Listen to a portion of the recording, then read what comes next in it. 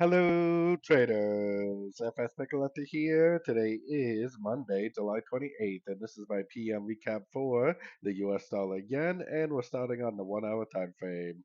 So the US dollar yen did end up continuing up.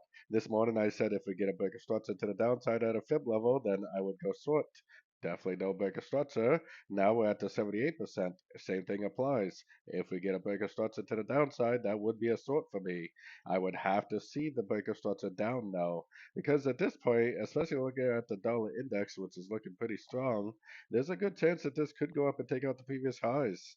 So no breaker structure to the downside at a Fibonacci level means no reason to look for shorts. No reason to look for shorts means continue to look for long pullback entries or continue to hold on to trades that you potentially are already in. So, anyways, don't forget to check out my website, fxpipcollector.com. And as always, thank you for watching and happy trading.